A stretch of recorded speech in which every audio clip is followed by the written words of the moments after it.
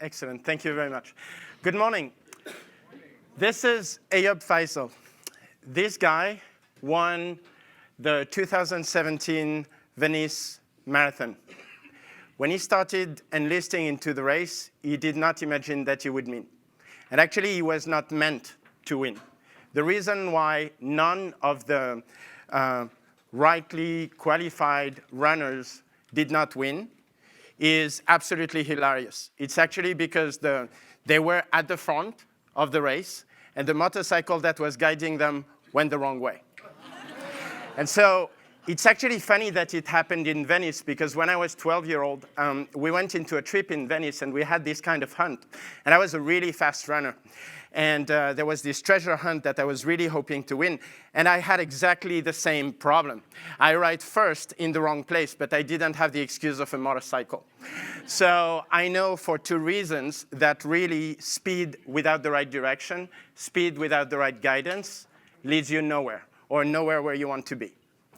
So I want to share 3 journeys with you. But before, I want to give you a caveat. This is not a success story yet, because we started back in July. And actually, we've been discussing with Evan about having kind of an open doors and sharing how the transformation goes along, and sharing from time to time. And hopefully, you won't see me every time, but you would see Tony Fernandez or Irene Omar, who honestly are much better speakers. But what I want to do is I want to share humbly 3 different journeys. One of the head, a journey of vision and how we evolve a vision. One of the hand and how we make things happen. And one of the heart as an enabler or as a leader. How do you actually connect with all the people who are transforming the organization? And how do you find your place in this transformation? So I've been a consultant at KPMG and Deloitte for about 20 years.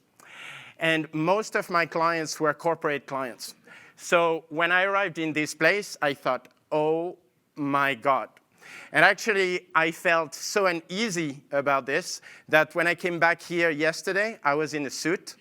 And I didn't know if I could actually dress the way I dress every day at work. But this is really cool land. Now, to afford a crazy headquarters that looks like a concert house and that honestly has bands playing in it on a regular basis while we try to work, we need to be really successful. And Tony Fernandez started with a really simple idea. He saw Easyjet in Europe, and what he wanted to do was something equivalent. And it started with a very simple idea. Now, everyone can fly. Now, the thing is, over the last 17 years, we've been refining this vision. And I say we because his enthusiasm is really, it's very hard to resist. You feel part of this journey. So he started with, honestly, 2 planes, 200 people, 10 million in debt. Great start. And he started 2 days before September 11, which is a sadder thing. Now, 17 years later, he has airline in 7 countries. He's covering the entire range of Asia, from Australia to China to India to Korea. We are going to Hawaii. We are actually going back to Europe, and we are considering going to the US. 250 aircrafts, 22,000 people. So that is quite a growth. But there is a lot more to this story. Most of the years have been very profitable, which is funny when you know that if you want to make $100 million, you start with $1 billion and you start an airline. The fleet has been constantly growing. We've been winning for 10 years running Skytrax's best airline, low-cost airline. And the brand is actually more famous than Qantas and more recognized than Qantas or Singapore Airlines or ANA in Asia. So the question that I should have asked myself before accepting the job is why? Why would they want to change when they have this success? And actually, there are very good reasons to change. The first one's external pressures. Very honestly, airlines are being hammered right now. Skies are extremely congested, airports as well. Air traffic control in China is incredible. Air traffic control in India is even worse at times. There is tremendous war for talent, both in the skies for pilots and for great cabin crew, especially because our business is based on sales, so we need cabin crew who are also great salespeople. And obviously, because we want to be relevant, a war for talent on digital talent. And then we're being hammered, as every single industry, by digital disruptors, and they have a name, Expedia, and all the other online travel agents who want to sell you our seats and keep your information for themselves. And then we have another problem, which is more subtle, which is internal. And this problem is that we've been winning for 10 years. And somebody was speaking about complacency in the meeting.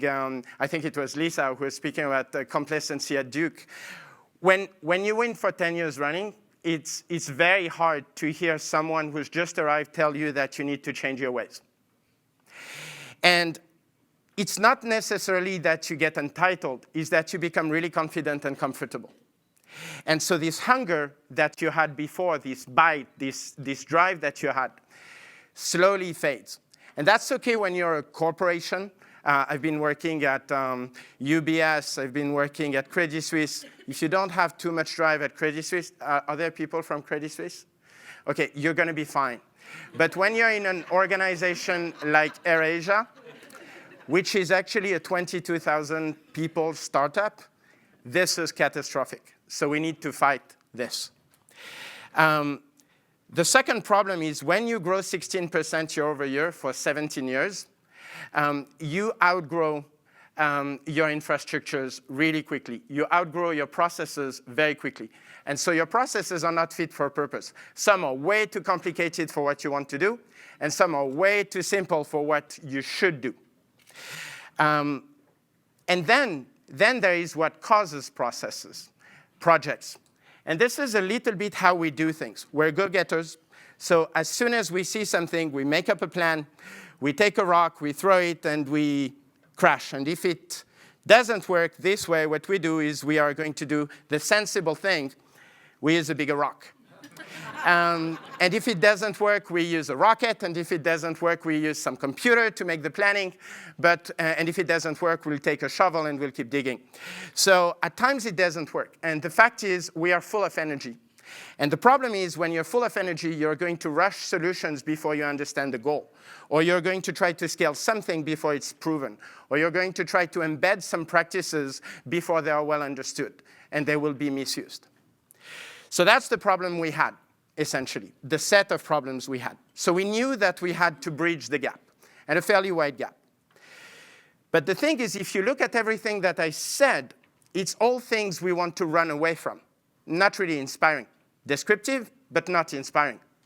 So what we needed is we needed something a little bit more inspiring, a little bit more like a rally. Unfortunately, I'm French, so I know there is cry and rally and rallying cry. And so we tried. We had lean and fast. We had one. We had digital. But one word doesn't really cut it. And you know that if you've been working in strategy and transformation for all the years you have. So especially if you look at lean and fast, I could have picked other pictures. But the thing is, if you think about lean and fast, I could think about a cheetah, and Avdal could think about a really pretty girl, as he's probably doing right now. So the thing is, we need to be more descriptive. And rather than simply projecting ourselves in the future, it's probably important to anchor ourselves in what we really are. So let's look at what we've been. So far, we've been an airline. We've been a low-cost airline. We've grown a massive network. And we have started to get digital. All the internal part, everything which is interaction, automation, and analytics. And we've taken 7 airlines. We call them AOCs. And the reason is we are regulated, and we cannot operate through different countries with the same business entity. But despite the fact that we have 7 different entities, we want to operate as one. And at the same time, during the last few years, we created a bunch of digital businesses. That's a lot of things, but that doesn't make sense yet. So we need to go back to what Steve Jobs was saying, and we need to kind of look back and reconnect the dots that were placed over the last few years. And so what we need to realize as well is that it looks like a straight line, but it's actually paved with failures and attempts that were not as conclusive as we would have wanted. So what's moving forward? Well, what's moving forward is going back to the source. And going back to the source is saying, we started saying now everyone can fly. But when we look at the network of companies that we have, digital companies, what we can really become is a company that is going to enable everyone to have a rich, fulfilling, big life that goes beyond traveling, but also all the experiences that you can have and entertainment that you can have around travel. Now, that is where there is a big difference, because so far we were looking at doing more of the same, better of the same, a better airline. But this is not the same thing. Now what we're looking at is a technology company in lifestyle and travel. And so that requires a different kind of thinking, different kinds of people, and that is a real reason, a valid reason to do a transformation. And because our CEO is not somebody who would say, hey, we want to do a transformation. What do you think? What he said is what he usually says, which is change or die. And he's telling us everything that has happened to all the airlines that didn't make it, and Fujifilm, don't tell them, Fujifilm, BlackBerry, Nokia, etc. Now, the thing is, what we realize is that all this is strategy. It's all in the head. But it's never going to work if you don't confront it to the reality. And that's why, in a way, this funny thing that I was doing with Will Coyote is actually useful. Because we try, we wipe out, we learn. Now, the thing that we want to do is we want to be better at learning. Because we've been learning, but not deliberately. We've been learning because we were doing things that we didn't know were experiments. We really thought they would work. And then we wiped out. So one of the reasons why we do this transformation is we want to become more deliberate in our experiments. So let's speak about reality now. Let's speak about the journey of the hands. Make it happen. So essentially, it's three things. It's being better at running projects to generate value. It's being better at having processes that are going to create flow across all the entities and across all the departments of the company. And I really mean it, and that's why Evan finds this interesting. We're not speaking about transformation in IT. Everyone is involved. Accounting, communications, marketing, advertisement, cabin crew, ground crew, legal, audit, internal audit, everyone is going through this. And that's why you will see that we're actually not speaking a language of agile. Actually, the word that Tony wants to use is check-up. Do I pronounce it the right way? So check-up means competent in Bahasa Malaysia. So processes and flow. And the last one, which is actually the foundation, is we need to make sure that people collaborate and that they actually grow into wanting these kinds of things. Otherwise, nothing will happen. And so that's the only thing of agile that we're actually using. If you know the heart of agile, don't say Alista, I changed the color. What Tony loved about this, and I can't really take the credit because I gave Tony 300 pages about agile and lean, and he picked that. And I think what he liked is the heart and the two sentences that are very simple. And it's not trying to be prescriptive. It's trying to explain the intention. And so it's collaborate to deliver and reflect to improve. And that's it. That's really the only thing that he wants to take in everything else. The rest is telling me, well, you do your work. And so what do we want about projects? What do we want about projects is very simple. Instead of starting really fast and then realizing it's not working, we want to admit that at the beginning we know nothing. And so we need to explore. We need to understand what's the value that we're trying to get. We need to understand whether it is worth trying, whether we should scale it, etc. And when you are a 22,000 people company, when you start scaling and deploying, you don't want to have surprises. So you want to have explored everything you could at the beginning.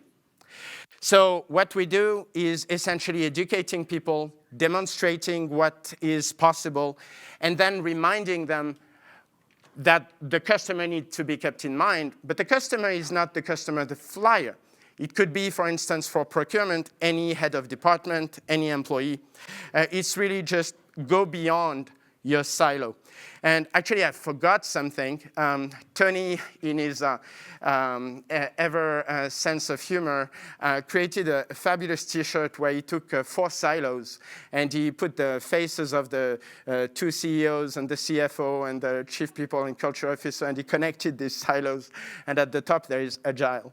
And so that's the whole point. We don't want to make it complicated.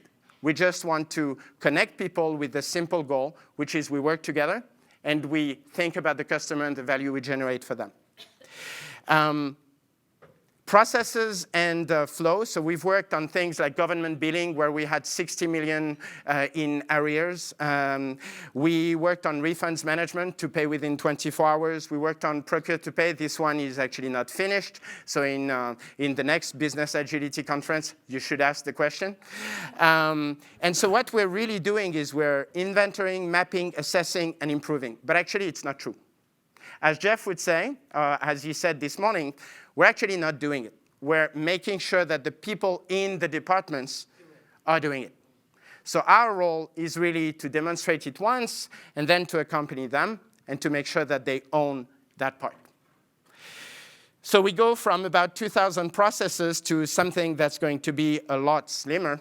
And we start with things that are simple, not always really high value, but something that's going to equip people for the next steps. So if you think about processes, to optimize your own process and to have the other person optimize their own process is going to have 0 value, because maybe they're not even going to connect. But at least what it's going to teach them is how to map a process, how to go and look at the place where things are happening, what lean guys are calling Gemba. And they are going to learn to look. They are going to learn to step back. And once they know that, they can have a conversation about value chain. At least that's the position that we took. The third thing is people and collaboration. What are we doing about this? 3 very simple things. We are creating a pace where people meet on a regular basis, but not just to talk. They talk, to listen, to decide, and then to do. So you see that there are 3 steps. There is a preparation, which is usually the follow-through of the previous one. There is a meet, which is an open space, usually between 50 and 200 people. And then there is a follow-through. And the follow-through is about all the projects that have been firmed up during the meeting. Now, when I say firmed up, I'm not saying discovered during the meeting. I'm saying firmed up as in people discussed what matters most, what they want to learn because they realize they don't know. And this in itself is a battle, because people do not necessarily feel comfortable not knowing things in Asia. And what we want to align on, and that may be simply aligning on the fact that we disagree and that we will have 2 versions, but at least it's deliberate, and what to do first. And I've been given the sign about 2 minutes, so I'm going to accelerate a little bit and say that it happens for everything through commercial operations, and they are transversal. Now, the thing that surprised me a lot is that it's very different from every company that I've been at. Usually, when you start a transformation, you know you are going to have to convince them. You do it the first time, you know they're going to say no. You do it another time, you know they're going to say no. You do it another time. Here, it wasn't the case. I said it the first time. I took a coffee break. I came back in the room. They were all gone with their backpack, and they had started doing it. I saw one running in the corridor, and I said, hey, what you're doing? He's saying, agile, man! And at that point, I asked myself 2 questions. The first one is, shoot, I'm going to lose my job. And the second one is, oh my God, what's going to happen? Because I know and they don't, which is obviously wrong thinking. So that's where we finish with people first. And that's the fact that our role is no longer to drive the transformation. Our role is to enable all these people who know they can and don't know they don't necessarily can. And so we need to make sure that we involve the customers and we involve the partners. We need to make sure that we help executives that have driven a company from 2 airplanes to 250, so you can imagine that they are definitely the alpha type, to create comfortable spaces for people to speak, to possibly disagree, to ask questions, and to share and dare. But we also need to work with the managers who work for these alpha type people to make sure that they actually connect the different teams so that we can keep running the business. We're not just transforming, we need to run the business. And the last one is we need to make sure that we take leaders from the grassroots and we're elevating them. They need to feel comfortable speaking up. They need to feel comfortable taking charge. And then all the others who are not going to take charge, they need to feel that they understand what's happening and that they can contribute in a small way. And when all this happens, what we have is founders. Do you remember the presentation about founders' mentality last year? So that's one of the foundation for what we're doing right now, where essentially we're realizing we're becoming an old company, and we want to be scaled insurgent. Do I have 30 seconds? Okay, thank you very much. And so the way we are doing that is we're just doing that by helping people grow and letting go.